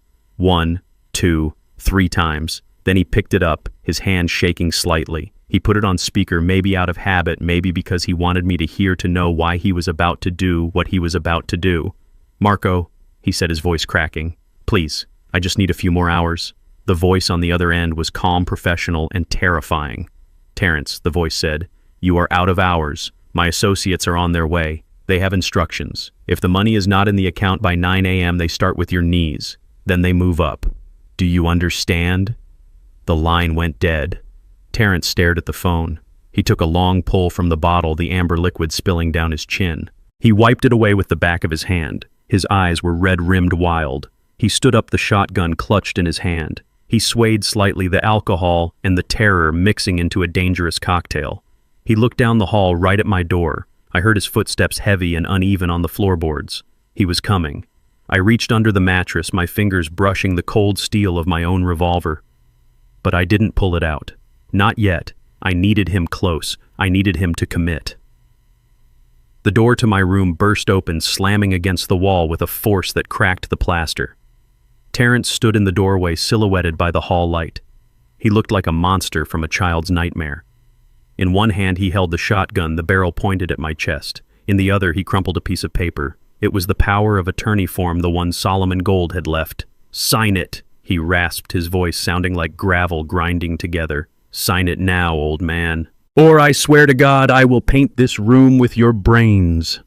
The barrel of the shotgun looked like a tunnel into the afterlife. It was dark and smelled of gun oil and old rust. I stared right down the center of it. I did not blink. I did not look away. My heart was beating a slow, steady rhythm against my ribs. It was the rhythm of a man who had made his peace with death a long time ago in a jungle far away from here. Terrence was shaking. The tremors started in his hands and worked their way up his arms until his whole body was vibrating with a mixture of bourbon and adrenaline. He looked pathetic. He looked dangerous. He looked like a stranger wearing my son's face. The paper crinkled in his fist. "Sign it," he screamed again. "Sign the paper and I will let you live. I will put you in a home. You will be safe. Just sign the damn paper." I looked from the gun to his eyes. They were bloodshot, swimming in tears and rage. He was breaking apart at the seams. I knew I had to push him. I needed him to say it. I needed the recording device hidden under the floorboard to catch every syllable of his sin. I leaned back on the mattress, resting my weight on my elbows. I did not reach for the pen. Instead, I asked the question that had been burning a hole in my soul for 3 days. Why did you kill your mother, Terrence? Why did you murder the woman who gave you life? The question hung in the air between us, heavy and suffocating. Terrence flinched as if I had slapped him. The shotgun dipped for a second, then snapped back up. "Shut up," he hissed. "You do not know what you are talking about." "I know about the pills," I said, my voice calm and low. "I know you switched them. I know you watched her die." "Why, son? Was the money worth it?" Terrence let out a sound that was half laugh and half sob. He lowered the gun slightly, pacing the small room like a caged tiger. "You want to know why he shouted? You really want to know?" "Because she was a miser. She was sitting on millions, Dad. Millions. And she watched me drown. She watched me struggle to pay my lease. She watched me borrow from Marco. She knew I was in debt. She knew I was scared. And what did she do? She lectured me. She told me I needed to be responsible. She told me she was cutting me off." He stopped pacing and pointed the gun at my face again. His expression was twisted into a mask of pure hatred. "She found out about the gambling. She found my ledger. She said she was going to change the trust. She said she was going to leave it all to charity. Can you believe that? She was going to give my inheritance to strangers while her own son was getting his knees broken by loan sharks. She was selfish, Dad. She was cruel." He took a swig from the bottle of bourbon he had dragged in with him, wiping his mouth with his sleeve. "I didn't want to hurt her." He slurred the alcohol, loosening his tongue just as we had hoped. "I just needed time. I needed the money now. It was easy. She was old. Her heart was weak. All I did was give her a little push. I switched the beta blockers for the stimulants. It wasn't poison. It was just medicine. If she had been stronger, she would have survived. It is her fault she was weak. It is her fault she was stingy. She forced my hand. She made me do it. I listened to every word. I etched them into my memory. He was blaming her. He was blaming the victim for his own crime. He was a coward, a greedy, entitled coward who thought the world owed him a living. He didn't see a mother. He saw a bank account. He didn't see a murder. He saw a transaction. He threw the paper onto the bed next to me. He tossed a cheap ballpoint pen down beside it. "Enough talking," he growled. "I am done explaining myself to you. Marco is coming at 9. I need this signed and notarized by my guy before he gets here. Sign it, old man. Sign it, or I swear I will pull this trigger and tell the police it was a suicide. I will tell them you couldn't live without Mom. It will be poetic." I looked at the paper. It was the power of attorney document giving Terrence full control over all my assets and future assets. It was the key to the kingdom he thought he had won. I looked at the pen. It was a blue Bic bitten at the cap. I reached out and picked it up. My hand did not shake. I felt a strange sense of calm wash over me. This was it, the final move. I sat up slowly, swinging my legs over the edge of the bed. Terrence took a step back, keeping the gun leveled at my chest. "That is it," he said, his voice trembling with anticipation. "Just sign the line at the bottom. Then it is all over." I placed the paper on the nightstand. I smoothed out the wrinkles he had made. I clicked the pen. I looked up at him one last time. I wanted to remember this moment. I wanted to remember the look of triumph in his eyes before I destroyed him. I did not sign my name. I did not write Booker King. I pressed the tip of the pen into the paper hard enough to tear the fiber. I wrote in big block letters. I wrote 4 words. I know what you did. I put the pen down. I picked up the paper. I held it up so he could see it. Terrence squinted in the dim light. He leaned forward, lowering the shotgun slightly. He read the words. His lips moved silently, forming the shapes. I know what you did. He froze. The triumph vanished from his face, instantly replaced by a look of absolute confusion and then dawning horror. He looked at the paper, then at my eyes. He saw the soldier there. He saw the man who had hunted him. He realized in that split second that I wasn't senile. I wasn't confused. I wasn't a victim. He realized he had confessed to a sane man. A guttural roar of rage erupted from his throat.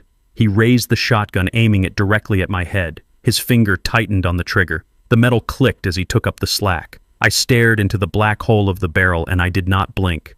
Then the world exploded. There was a deafening crash from the front of the house, the sound of heavy wood splintering and metal hinges tearing from the frame. It sounded like a bomb going off. The front door had been breached. Terrence flinched his head, snapping toward the hallway. Beams of blinding white light cut through the darkness of the house, slicing into the bedroom like lasers. A voice amplified by a megaphone boomed through the shattered door, shaking the walls. Police, drop the weapon. Drop it now. We have the house surrounded. Terrence looked back at me, his eyes wide with the realization that his time had run out. But he didn't drop the gun. He panicked. He grabbed me by the collar of my shirt and hauled me up, using my body as a shield against the inevitable justice coming down the hall. The room exploded with light that was brighter than the sun, and it wasn't just the hallway anymore because beams cut through the bedroom windows, shattering the glass with the sheer intensity of the sound waves from the megaphone.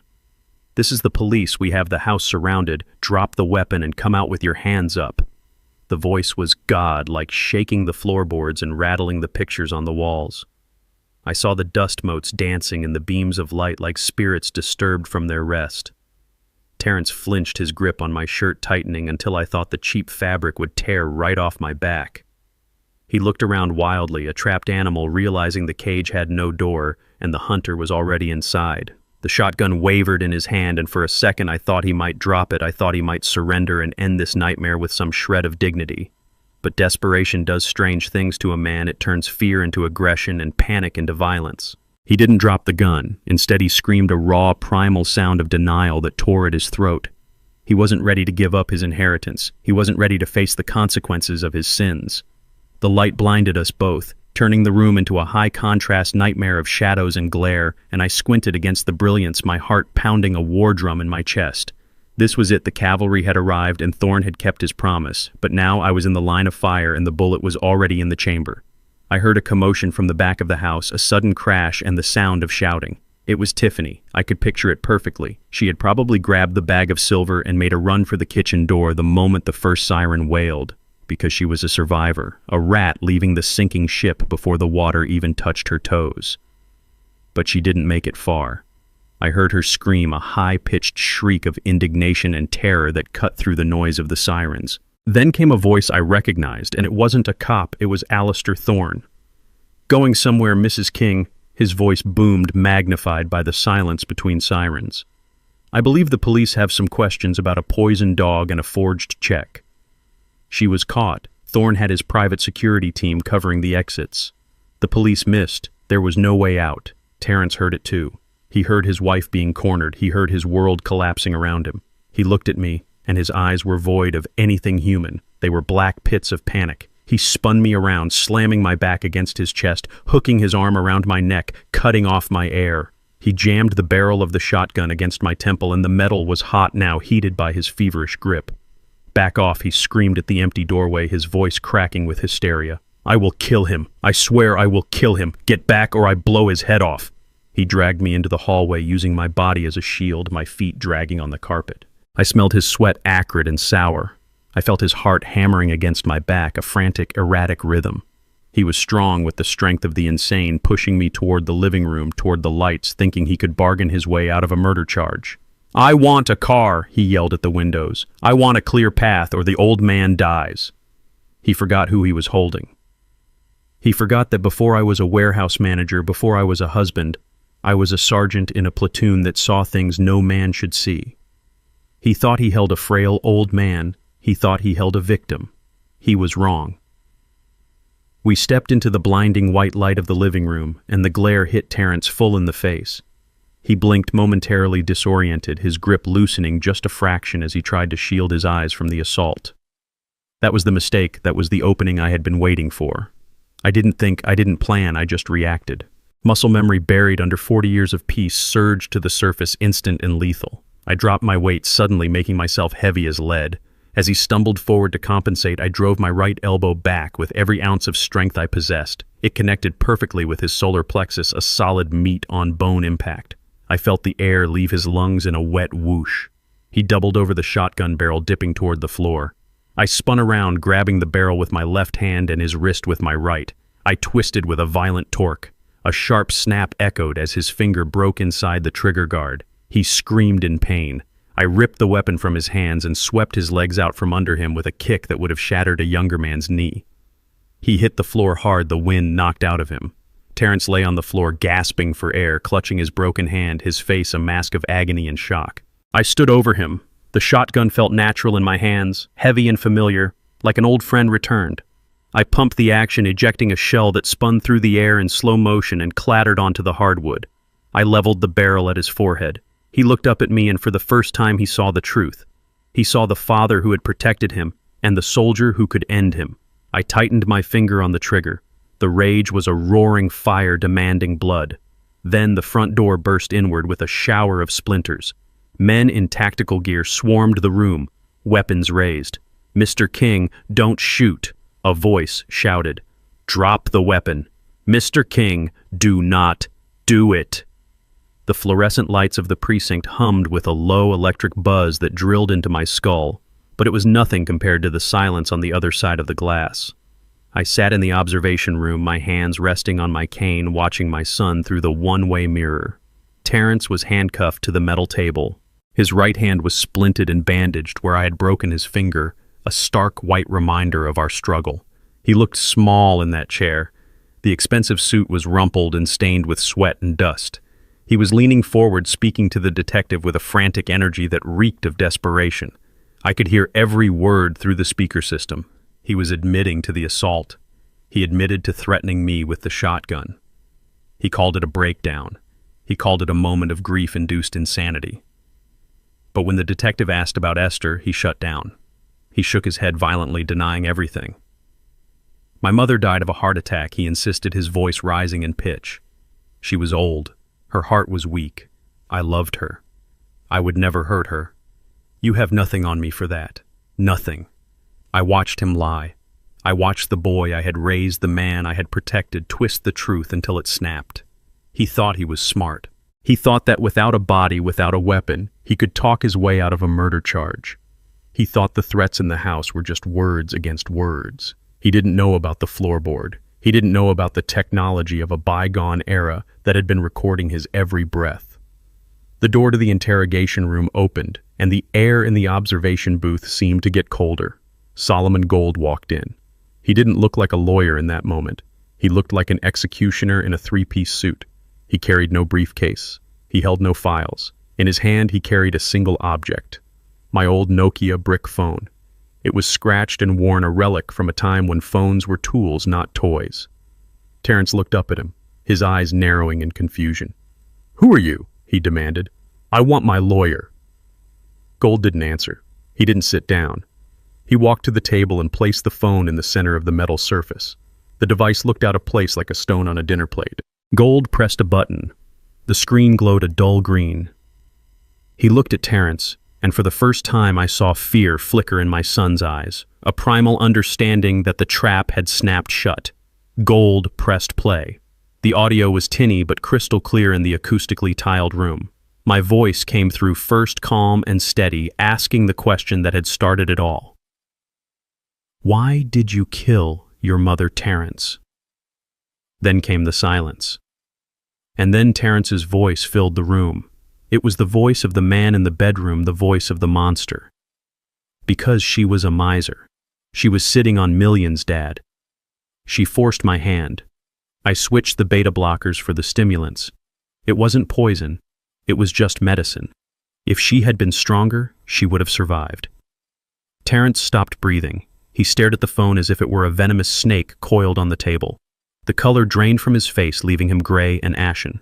The recording continued, playing his justification, his blame, his confession. Every word was a nail in his coffin.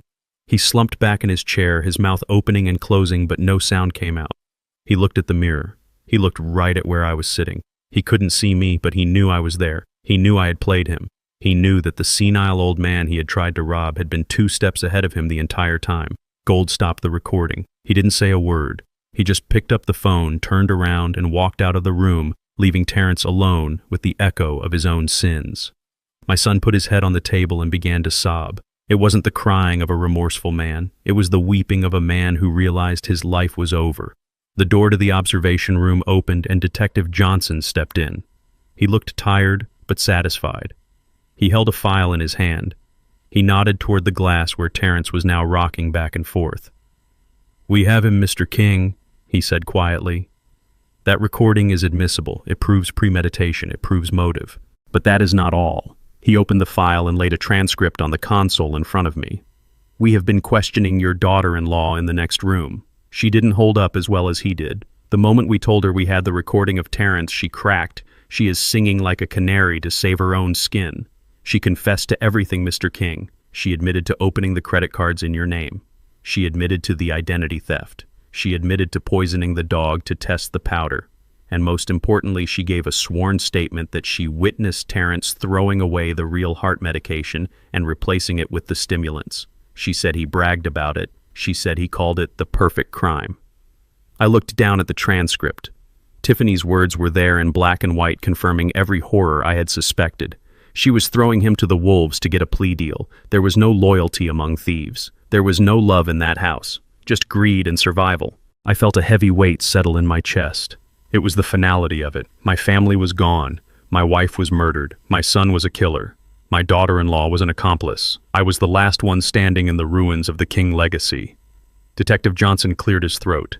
He looked uncomfortable, shifting his weight from one foot to the other. He closed the file and looked me in the eye. "There is one more thing, Mr. King," he said, his voice grave. "The recording and the testimony are strong. But to secure a conviction for first-degree murder beyond a reasonable doubt, we need physical evidence. We need to prove that the stimulants were in her system. We need to prove that it wasn't a natural heart attack." I knew what was coming. I had known it since the moment Thorne showed me the photos, but hearing it out loud didn't make it any easier. "We need to exhume Esther's body," Johnson said softly. "We need to run a toxicology screen. I know this is asking a lot. I know you just buried her. But we need your permission to bring her back up." I looked through the glass at my son. He was broken, defeated, but he was still alive. Esther was in the cold ground because of him. She didn't get to say goodbye. She didn't get to see Paris. She died scared and betrayed in her own kitchen. If bringing her up meant keeping him down, then it was what I had to do. I gripped my cane. I thought of the woman who had stood by me for 45 years. I thought of the justice she deserved. "Do it," I said, my voice hard as stone. "Dig her up, find the poison, and bury him with it." The morning they dug up my wife, the sky was the color of a bruise. I stood at the edge of the cemetery plot, leaning heavy on my cane while the machinery roared. It was a profane sound, a backhoe tearing into the earth where I had laid her to rest only a week before. Every scoop of dirt felt like a physical blow to my own body. I had spent 45 years protecting Esther. I walked on the sidewalk side of the street. I checked the locks at night. I made sure her car had oil. My one job was to keep her safe, and I had failed. I let a wolf live in our house, and now I was failing her again by disturbing her peace. I watched the metal teeth of the bucket bite into the soil, and I had to close my eyes. I felt a hand on my shoulder. It was Alistair Thorne. He sat in his wheelchair beside me, his face pale but his eyes steady. He did not offer empty platitudes. He did not tell me it was going to be okay. He just sat there bearing witness to the horror, because he loved her too. We waited in the cold morning air until the casket was raised. It looked wrong in the light of day, muddy and scarred. They loaded it into a white van without ceremony. I followed that van to the medical examiner's office, driving my truck with a numbness that spread from my fingers to my heart. We sat in a sterile waiting room that smelled of floor wax and formaldehyde. The hours dragged by like years. I stared at a crack in the linoleum floor, trying not to imagine what was happening behind the double doors. I tried not to think about the scalpel. I tried not to think about my Esther being cut open again. Thorne read a newspaper, but he never turned the page. We were two old men keeping a vigil for a woman who deserved better than this. I thought about Terrence sitting in a holding cell. I hoped he was cold. I hoped he was scared. I hoped he knew that every second the clock ticked, the noose was getting tighter. Detective Johnson pushed open the double doors at 2 in the afternoon. He held a clipboard against his chest and his face was grim. He did not look like a man who had good news, but he looked like a man who had answers. He sat down opposite us and placed a clear plastic evidence bag on the table. Inside was a printout of a toxicology graph. The lines spiked high and sharp red peaks on a white grid. "We have the results," Johnson said, his voice low and professional. The medical examiner found massive concentrations of ephedrine and caffeine in her blood work, along with traces of a synthetic amphetamine usually found in diet pills from the 90s. It was not a natural heart attack, Mr. King. Her heart didn't fail. It was exploded. The dosage was 10 times the safe limit for a healthy adult.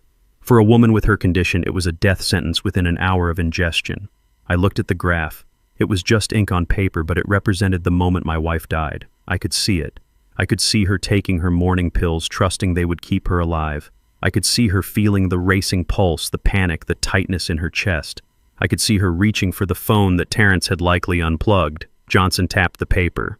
"We ran a comparison against the residue found in the vial your investigator pulled from the trash. It is a match. A perfect chemical match.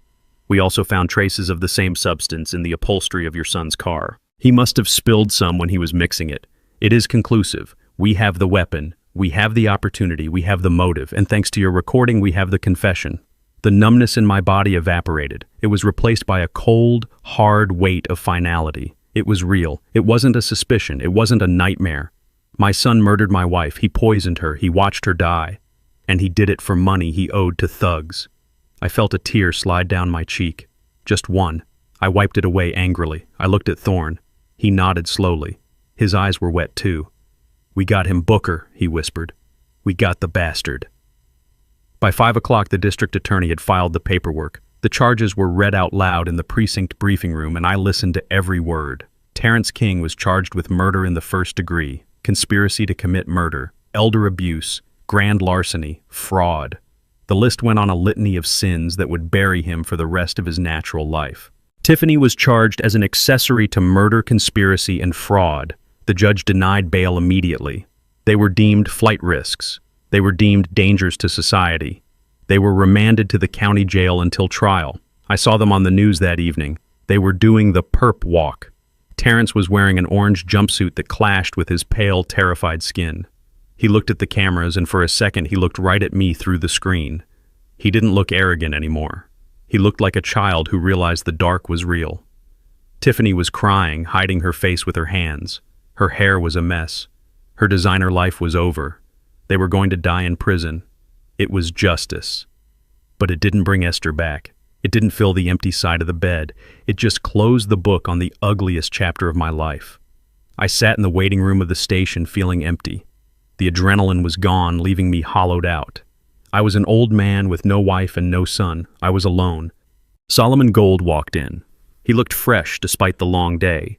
He carried a thick manila envelope under his arm. He sat down next to me. "Mr. King," he said softly, "the legal matter of the criminal case is now in the hands of the state, but there is still the matter of the estate." I looked at him wearily. "I don't care about the money, Solomon. Burn it. Give it away. I don't want a dime of the money that killed her." Gold shook his head. "You need to see this." He opened the envelope and pulled out a document bonded in blue paper. The will we showed Terrence was a draft. It was a decoy designed to flush him out. Esther wrote another one, a final one. She wrote it the day she hired the investigator. She knew Booker. She knew it might come to this. She left instructions that were only to be revealed once the threat was neutralized. He placed the document in my hands. It was heavy. "Read it, Booker. read what she really wanted. I opened the blue legal folder Solomon Gold placed in my hands, and the paper inside felt heavier than a Bible.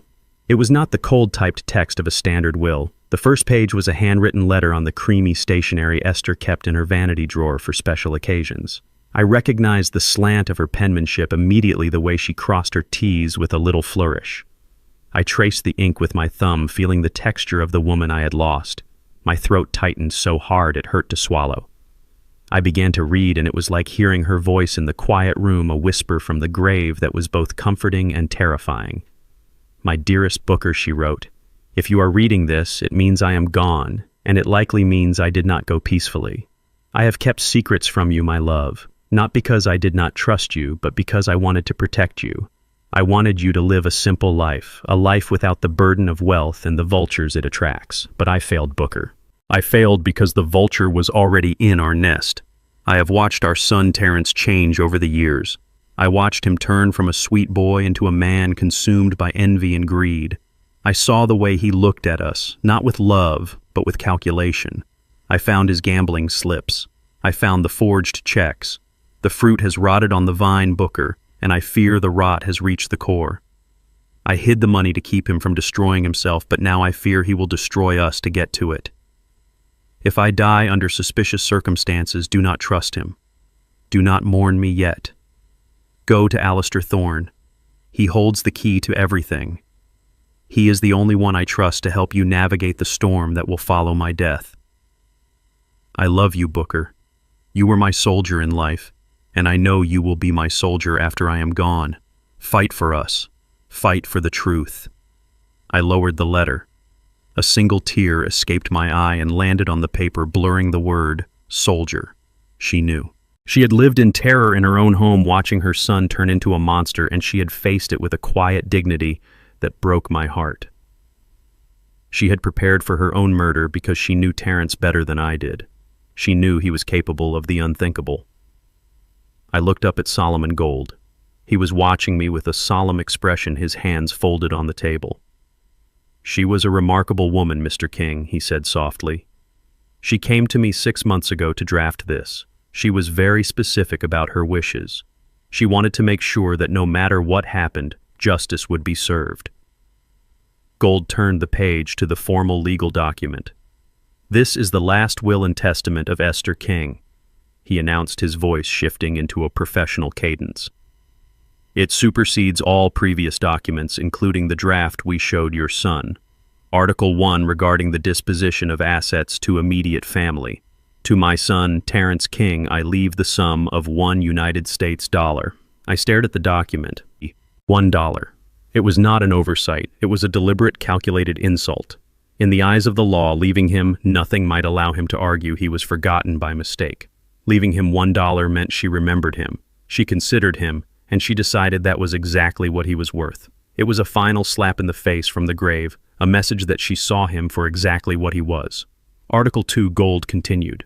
To my daughter-in-law, Tiffany King, I leave absolutely nothing. I leave her with the knowledge that her greed yielded no reward. Article 3 regarding the residuary estate. To my husband, Booker King, I leave the entirety of my estate, real and personal. This includes the primary residence on Elm Street, the contents of all safety deposit boxes, the investment portfolio managed by Thorne Industries, and the liquid assets held in the offshore trust totaling $3,200,000. $3 million. The number was staggering. It was a fortune that could have bought us a life of luxury. We could have traveled. We could have bought a house by the ocean. We could have lived like kings. Instead, we lived in a drafty house with a son who plotted our demise because we were too afraid to show our hand. The money didn't feel like a blessing. It felt like blood money. It felt like the price of my wife's life. I looked at the numbers on the page, and all I could see was the vial of poison. All I could see was Terrence's face as he watched her die.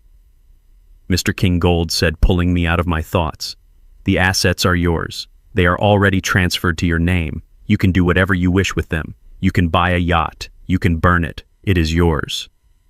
I stood up and walked to the window of the police station. Outside, the city was moving on.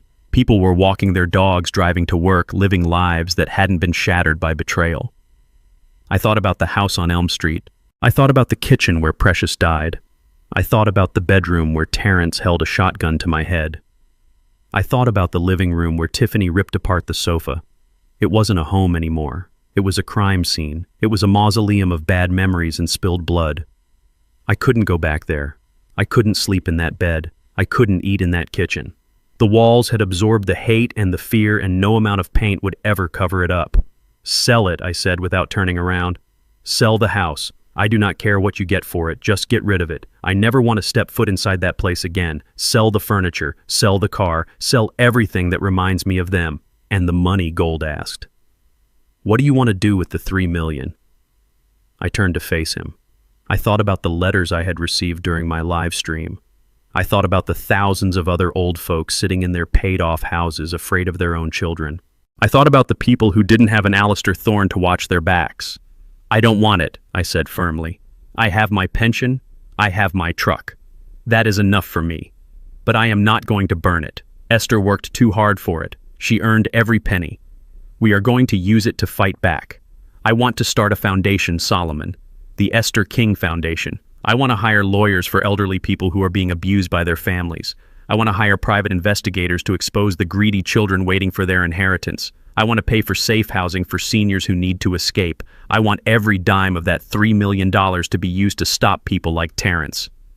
Gold smiled. It was a genuine smile this time. That is a noble legacy, Mr. King. Esther would be proud. I will draw up the paperwork immediately. I left the station with the folder under my arm. I had one last thing to do, one last loose end to tie off before I could truly be free. I got into my truck and drove not toward the city, but out onto the highway toward the state correctional facility. The road was long and straight, and the sun was setting, painting the sky in shades of violent orange and bruising purple. I pulled up to the gate of the prison. The razor wire glinted in the dying light. I showed my ID. I went through the metal detectors. I walked down the long gray corridor that smelled of bleach and misery. I sat in the visitation booth on the secure side of the glass. I waited. 5 minutes later, the door on the other side opened. A guard let him in. Terrence was wearing an orange jumpsuit that hung loose on his frame. He had lost 20 pounds. His head was shaved. His eyes were hollow, sunk deep into his skull. He looked broken. He looked like a man who had stared into the abyss and fallen in. He sat down and picked up the receiver. His hand was shaking. "Dad," he whispered, his voice cracking. "Dad, you came." I picked up the phone. I looked at him. I didn't see my son. I didn't see the baby I held. I saw a stranger. "I came to give you something," I said. I held up the blue folder. I pressed the page against the glass. "Read it. Terrence, Article 1. He squinted. He read the line. "To my son, Terrence King, I leave the sum of $1. He started to cry, great heaving sobs that shook his whole body. He pressed his forehead against the glass. "Dad, please," he begged. "I am sorry. I am so sorry. Please help me. I am scared." I watched him cry. I felt nothing. The well was dry. I stood up. I reached into my pocket and pulled out a single crisp $1 bill. I slid it through the slot in the metal tray. "Here is your inheritance, son," I said. "Don't spend it all in one place." I hung up the phone. I turned my back on his weeping face. I walked out of the prison and into the cool night air. I took a deep breath. For the first time in months, my lungs filled completely. I was alone. But I was free. The glass partition in the prison visitation room was smeared with fingerprints and the grease of 1,000 desperate foreheads, but through it I saw my son clearer than I ever had in my life. Terrence clutched the single dollar bill I had slid through the tray as if it were a lifeline. His tears had stopped leaving tracks through the grime on his face. Now his eyes were wide with a frantic, realizing panic. He pressed his face close to the glass, his breath fogging the surface. "Dad, listen to me," he pleaded, his voice tinny through the receiver. "You have to help me with a lawyer. The public defender is useless. He says I am looking at life without parole. You have the money now. You have millions. Just get me a good attorney. We can fight this. We can say it was an accident. We can say I was under duress. Please, Dad. You cannot let your own son rot in here." I looked at him. I looked at the man who had poisoned his mother. I looked at the man who had held a shotgun to my head. I looked for a spark of the little boy who used to run to me when he scraped his knee.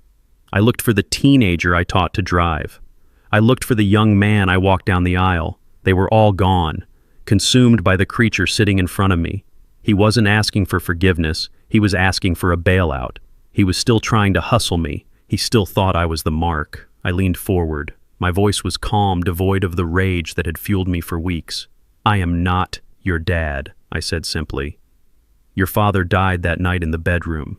He died when you pointed a loaded weapon at his chest. He died when you decided a gambling debt was worth more than his life. The man sitting here is just a witness to your crimes."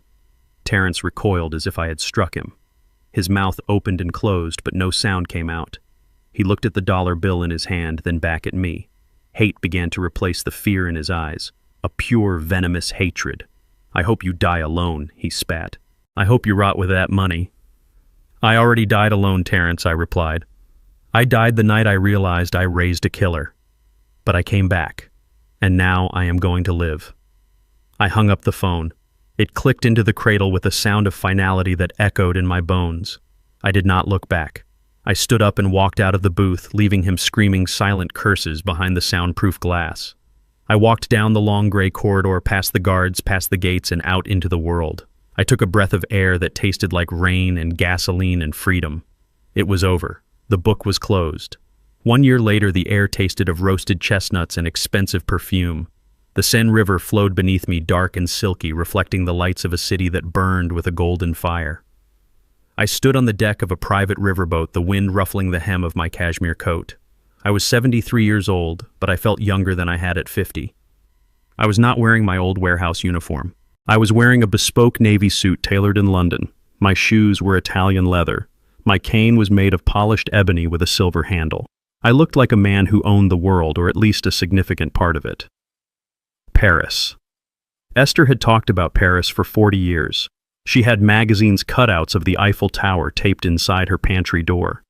She watched old French movies on Sunday afternoons, whispering the dialogue she didn't understand. She saved her pennies in a jar marked Paris Fund, but the jar was always emptied for braces for tuition for bail. She never made it. She spent her life serving others, cleaning up their messes, making their lives beautiful while hers remained small. But she was here now. I felt her in the breeze. I felt her in the warmth of the setting sun. I looked out at the architecture, the bridges, the lovers, walking hand in hand along the quay. It was everything she had imagined and more. I wasn't just seeing it for me. I was seeing it for us. The Esther King Foundation was thriving back home. We had saved 16 seniors from abusive situations in the first 6 months. We had put 3 corrupt guardians in jail. We had recovered $5 million in stolen assets. Every victory was a tribute to her. Every person we saved was a slap in the face to men like Terrence. I had turned her tragedy into a crusade. I wasn't just a survivor anymore. I was a warrior. I turned to the man sitting in a comfortable chair nearby. Alistair Thorne raised a glass of vintage Bordeaux. He looked healthier than he had in years, the fresh air doing him good. He had become more than a boss, more than an ally. He was my brother in arms. We fished together on weekends. We argued about baseball. We shared the silence of men who knew the cost of peace. "Ready, Booker?" he asked softly. I nodded. I reached into the inner pocket of my coat and pulled out a small velvet pouch. It didn't contain much, just a handful of ash. The rest of her was resting in a beautiful mausoleum back home, but this part belonged to the world. I walked to the railing. The water churned gently against the hull of the boat. I opened the pouch. I didn't say a prayer. I didn't make a speech. Esther didn't need speeches. She knew what was in my heart. I tilted the pouch. The gray dust caught the wind, swirling for a moment in the golden light before settling onto the surface of the river. It drifted away, carried by the current toward the sea, toward adventure, toward eternity. "Go see the world, my love," I whispered. "You earned it." I watched until the last speck disappeared into the dark water. A profound sense of lightness washed over me. The knot of grief that had lived in my chest for a year finally loosened. She wasn't gone. She was just everywhere. I turned back to Thorne. He handed me a glass of wine. The crystal clinked as we touched glasses. A sound of celebration, not mourning. "To Esther," Thorne said. "To Esther," I replied, "and to justice." We drank. The wine was rich and complex like the life we had lived. I looked up at the sky where the first stars were beginning to appear over the city of lights. I thought of Terrence in his cell staring at a concrete wall. I thought of Tiffany working in a diner trying to pay off her fraud restitution. I thought of the past, but then I let it go. I smiled. It wasn't the grim smile of a soldier. It wasn't the sad smile of a widower. It was the smile of a man who had walked through fire and come out the other side with his soul intact. "We are free, Esther," I whispered to the wind. "We are finally free." The screen fades to black, leaving only the sound of the river flowing toward the sea. This journey taught me that sharing blood doesn't mean you share a heart. For years I excused my son's greed, mistaking his manipulation for misguided ambition. I learned the hard way that true family isn't inherited. It is built through loyalty, respect, and unwavering support. I found more brotherhood in a former stranger than in the child I raised. We must stop excusing abuse just because it comes from relatives. Never set yourself on fire to keep someone else warm. Sometimes the ultimate act of self-respect is cutting the toxic roots of your family tree to finally let the light back in. If you believe justice was served, hit that like button and tell me in the comments, would you have left Terrence $1?